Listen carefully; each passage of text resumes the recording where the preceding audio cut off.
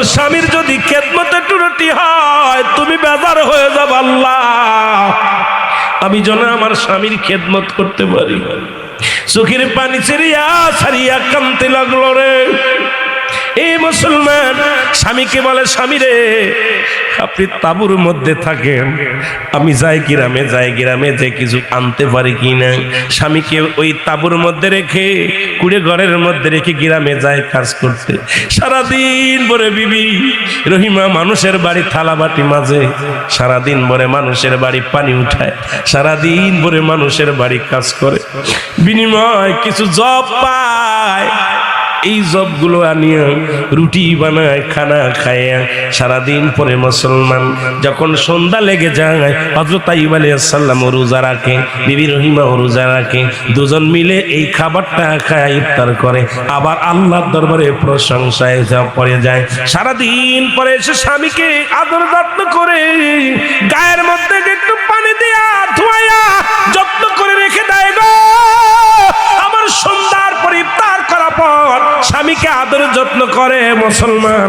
এভাবে কাটতে লাগলো অনেক দিন, সময় কেটে গেল রে মুসলমান। কিন্তু আইয়ুব আলাইহিস সালাম ঈমান হারান নাই, আল্লাহর দরবারে প্রশংসা করে, আল্লাহ তুমি আমারে যত রোগ দাও না কেন আমি যেন একটা মিনিটের জন্য তোমারে না ভুলি। জোরে জোরে চিল্লায়া বলা যাবে না সুবহানাল্লাহ। হঠাৎ একদিন আইয়ুব আলাইহিস সালাম মুসলমান গায়ে যে পোকা ধরেছিল, দুটি পোকা হঠাৎ করে ঝরে পড়ে গেলেন। আইয়ুব আলাইহিস সালাম লক্ষ্য করে দেখলেন আমার গায়ের মধ্যে লক্ষ লক্ষ পোকা আমার গোশত খায়, মজা পায়। দুটি পোকা পড়ে গেছে নিচে, পোকা দুটি হাত দিয়ে উঠায় যেখান থেকে পড়ছে সেখানে লাগায়া দিছে। যখন লাগায়া দিছে রে, এত জোরে আক্রমণ শুরু করেছে। 18 বছর যত কষ্ট না হয়েছে এ মুসলমান, এই 18 বছরে যত কষ্ট না হয়েছে হযরত আইয়ুব আলাইহিস সালামের ওই পোকা দুটি যখন ওই উঠায়া যখন জায়গায় লাগাইছে, লাগানোর সঙ্গে সঙ্গে এই 18 বছরের সেইতে যন্ত্রণায় ছটফট করা শুরু করেছে।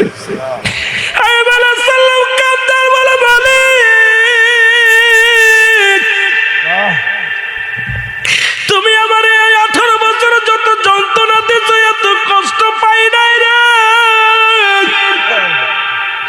আজকে তোমার এই মাখলুকাত দুটিকে আমি যখন উঠায় লাগাই দিলাম গায়ের মধ্যে গো, তুমি আমার এত কষ্ট দিলে আমি আর সহ্য করতে পারি না রে। আল্লাহ আমি আর সহ্য করতে পারি না। এ মুসলমান শুনে নাও, কারণ এই পোকা দুটো পড়েছিল আল্লাহর ইচ্ছায়, আল্লাহ ইচ্ছা করে ফেলাইছেন।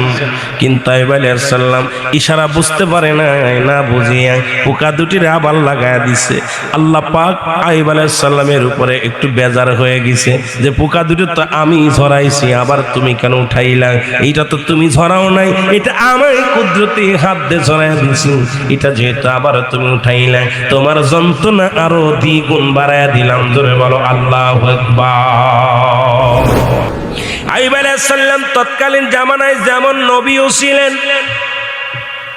ধন সম্পদ পৃথিবীর মধ্যে কোনো তার অভাব ছিল না, টাকা পয়সার অভাব ছিল না, বাড়ি গাড়ির অভাব ছিল না। তিনি একজন প্রেসিডেন্টও ছিলেন, তৎকালীন জামানার একজন প্রধানমন্ত্রী ছিলেন, খলিফা ছিলেন। সুবহানাল্লাহ বলেন। ধন সম্পদ অভাব ছিল না, রাজত্বের মধ্যে রাজ সিংহাসনে বসিয়া আমার মাওলার জিকির করে মাওলার পাককে ভালোবাসেন। কিন্তু মানুষ যারা ভালো কাজ করে এদের চিরন্তন শত্রু হলো মাস্টার ইবলিস। কেস যারা বলেন কি হযরত বাদান রাসূল পাক সাল্লাল্লাহু আলাইহি ওয়াসাল্লাম তাকেও কিন্তু শয়তান ওয়াসওয়াসা করার জন্য চেষ্টা করেছে, পারে নাই। আদম থেকে শুরু করে আদম আলাইহিস সালাম থেকে শুরু করে আজ পর্যন্ত যত মানুষ ইসলামের জন্য দাবিত হয়েছে তাদের চিরন্তর শত্রু হলো মাস্টার ইবলিস। জোরে বলেন ঠিক কিনা? ইবলিস ডাকতে বলে, মালিক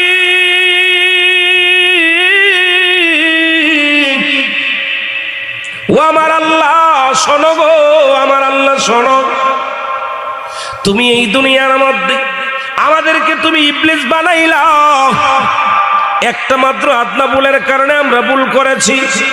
তবে আল্লাহ এই জামানার মধ্যে হযরত আইয়ুব আলাইহিস সালামকে তুমি ধন ভান্ডারের মালিক বানাইলা, তাকে তুমি খলিফা বানাইলা, তাকে তুমি নেতা বানাইলা।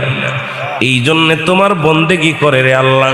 তুমি কি জানো না, আইয়ুবের যদি পরীক্ষা নাও, যদি গরিব বানায়া দাও, জীবনে কোনোদিন তোমারে ডাকবে না। জোরে জোরে চিল্লায় বলেন নাউজুবিল্লাহ। আল্লাহরে ভালোবাসে যারা, কত মানুষ ঘুমায়া গেছে, এখনো রাত পর্যন্ত জিগি জিগি ছাতক পাখির মতো তাকায় আছেন। বাবা, কত আলোচনা করলাম মাধবপুরের জমিনে, আজকে একটু কয়েকটা কথা বলি, তারপর আলোচনায় যাই। হযরত আইয়ুব আলাইহিস সালামকে আমার আল্লাহ ডাকতে বলে, এই ইবলিস, পৃথিবীর মধ্যে আমার আইয়ুব আমাকে এত ভালোবাসে রে, পৃথিবীর মধ্যে আমার আইয়ুবকে আমি যে পরীক্ষা নিব, শুধু ধন সম্পদের জন্য নয়, বাড়ির জন্য নয়, সন্তানের জন্য নয়, আমার আইয়ুবকে আমি যে পরীক্ষা নিব সেই পরীক্ষায় পাশ করবে। আর আমার আইয়ুব আমি আল্লাহরে ভালোবাসে। জোরে জোরে চিল্লা বলা যাবে না মারহাবা। যে কথা বলতেছিলাম, আল্লাহ বলে আমার আইয়ুব আমারে ভালোবাসে। কারে ভালোবাসে? আল্লাহ যারা প্রিয় মাহবুব বান্দা, যত শীত পড়ুক না কেন ওযু করে মসজিদে যায়, জোরে কোন ঠিক কিনা? ক্ষুধার্ত অবস্থায় থাকে, আল্লাহর প্রেম বলে না। হাজারো পরীক্ষা আসে, কত ঘুষের টাকা সুদের টাকা আসে, ইমানদার মুখাফেক কি নয়, সুদের টাকার মুখাফেক কি নয়, ঘুষের টাকার মুখাফেক কি নয়। আল্লাহকে এত ভালোবাসে, দুনিয়ার মধ্যে সব কিছু ছাড়তে পারে, ইমান ছাড়তে পারে না। কারণ মানব জীবনের অমূল্য সম্পদের নাম হলো ইমান, আর ব্যক্তির জীবনের অমূল্য সম্পদের নাম হলো রূহ। রূহবিহীন যেমন বডির কোনো দাম নাই, ইমানবিহীন কোনো আমলের মূল্য নাই। জোরে কোন ঠিক কিনা? আমার দাদু ভাইয়েরা শুইনালেন, আইয়ুব আলাইহিস সালামের পরীক্ষা হলো। আল্লাহ বলে আমার আইয়ুবের পরীক্ষা যতই নি কোনো কাজ হবে না, কারণ আমার আইয়ুব ভালোবাসে আমাকে। কাকে ভালোবাসে? কথা বলে, কাকে ভালোবাসে? আল্লাহ তুমি রিজিক দাতা, নাম তাই রজাক, সব প্রাণীকে দাও গো রুজি, দাও তাই খরাক। তোমার তরিক তোমার গানে জেগে ওঠে বড় বিয়ানে, বিলে জিলে মাঠে রুজি পাই যে পাখির ঝাঁক। মৌমাছিরা গুনগুনিয়ে যায় যে কাজে গান শুনিয়ে, পিঁপড়া পায় খুঁজে আহার কঠিন শ্রমে ময়দানে। আর এই জন্য আমার আল্লাহ বলেন, আল কাসিম হাবিবুল্লাহ, দিন মজুরি যারা মেহনত করে, আল্লাহর দিন মজুরির মধ্যে সবাই আছেন দিন মজুরি। কেউ ব্যবসা করেন, কেউ অটো চালান, কেউ রিক্সা চালান, কেউ দোকানদারি করেন। আল্লাহ কয় দুনিয়ার মধ্যে যারা দিন মজুরি হয়ে যাবে, যারা গায়ের ঘাম জড়ায়, ওরা হলো একমাত্র আমার বন্ধু। আল্লাহ বলেন দিন মজুরিরা আমার বন্ধু। জোরে জোরে বলেন মারহাবা। আমার বন্ধুগণ গভীর মনোযোগ। আইয়ুবের পরীক্ষা শুরু হলো। আইয়ুব আলাইহিস সালাম একদিন বসে বসে ভাবে যে আমার আল্লাহ, তুমি আমাকে এত বড় রাজ্য দিছো, ধন সম্পদ দিছো, টাকার পাহাড় দিছো, সম্পদের পাহাড় দিছো, কিন্তু আমি আল্লাহ ধৈর্য ধারণ করতে পারলাম না। আমাকে তুমি পরীক্ষা করো, আমাকে তুমি কঠিন বিপদে ফেলে দাও, আমার একটা পরীক্ষা নাও। আমি যদি পরীক্ষা না দিই, আমি আইয়ুবের ঈমান মজবুত হয়েছে বুঝবা কেমনে? আল্লাহ আল্লাহ তুমি আমারে পরীক্ষা দাও, বিপদ দাও, আমারে বিপদ দিয়ে তুমি পরীক্ষা করো। এই জন্য মুমিনের বেশি বেশি পরীক্ষা করে আমার আল্লাহ। বাদান বেঈমান অনেকের দেখেন মাথা জ্বালা হয় না, বেঈমান মুনাফিকদের জরজারি হয় না, অসুখ হয় না, ইমানদারের বেশি বেশি অসুখ হয়। আল্লাহকে আমি ইমানদারের মুমিনদের পরীক্ষা করি। জোরে বলো ঠিক কিনা? আল্লাহ পাক আইয়ুব আলাইহিস সালামকে পরীক্ষা করলেন। যখন আইয়ুব নিজেই চাইলেন, আল্লাহ আমাকে একটু পরীক্ষা করো, আমি যেন পরীক্ষায় পাস করি গো। আমার আল্লাহ পরীক্ষা নিলেন। হঠাৎ করে একটা আগুনের বাতাস আসলেন। বাতাস আসিয়া হযরত আইয়ুব আলাইহিস সালামের ছোট ছোট ঘোড়া গাদা যা ছিল সব পুড়ে মারা গেল।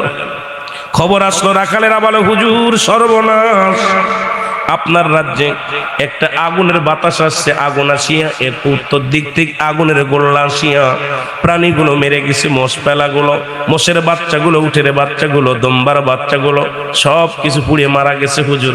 গুদম ঘরে আগুন লাগিয়া গুদম ঘরে পুড়ে গেছে। আইয়ুব আলাইহিস সালাম ডাকতে বলে, আমার আল্লাহ, তোমার দরবারে শুকরিয়া আদায় করি। বললেন আলহামদুলিল্লাহ, কারণ এই সব কিছুর মালিক তো আমি না, সব কিছুর মালিক হলো তুমি, তুমি রিজিক দাতার মালিক। জোরে বলো মারহাবা।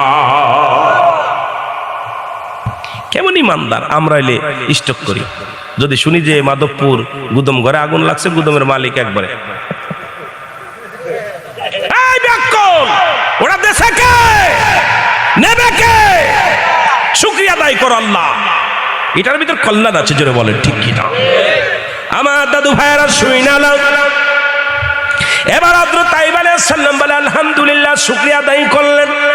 আবার কিছুদিন গেল, কিছুদিন পরে আবার একটা গুদম ঘরে আগুন লেগে গেল। আগুন লাগিয়ে গুদম ঘরে চাউল ডাউল যা ছিল সব পুড়ে শেষ হয়ে গেল।